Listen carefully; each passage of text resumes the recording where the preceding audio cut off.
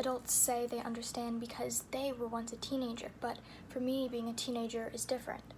For me, being a teenager is wearing a mask, being isolated, finding a new normal. But what is a new normal? New normal isn't 12-year-old me exploring the city, which gives me so much freedom to do whatever I want, but I don't do that alone. My friends carry me and make me happy. New normal is driving in California, windows down. The radio is playing Drake or Doja Cat. The air smells fresh and flowery. New normal is camp, sitting in my bunk, painting my friends' nails, doing karaoke to Taylor Swift songs, running down the hill in the pouring rain. The birds chirp and the air is sweet. New normal is exploring my hobbies, drawing, filmmaking, taking photos of everything and nothing. New normal is having sleepovers every week, talking for forever, and waking up to waffles and orange juice, or maybe Dunkin' Donuts. New normal is also scary.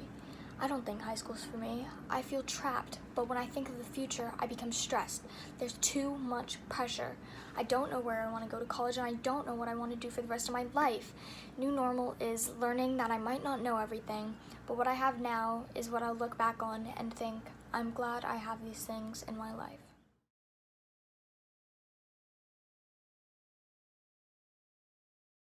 As I get older, I try to hold on to all of the things that I don't want to forget. Like the way the spring blooms in New York City fall like a light dusting of snow on the sidewalk.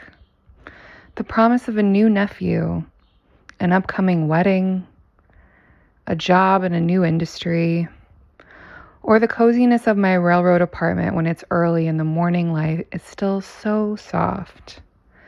I wonder what I'll think when I look back on my 30s before I was married or had a mortgage to worry about.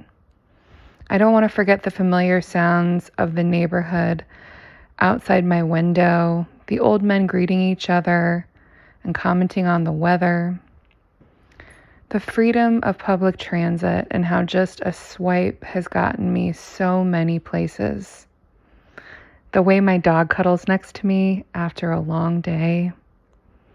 I don't want to forget the neighbor across the hall who I say hello to each morning and who's lived in this building for over 50 years.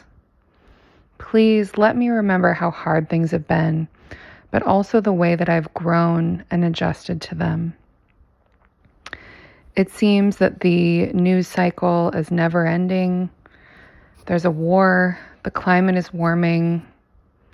There's this collective worry of the last 2 years that I hang on to. The pot banging, the sirens, the sense of community. Why would I want to remember all of the bad with the good? Because I hope I'll look back and realize how far this difficult time pushed me. I hope.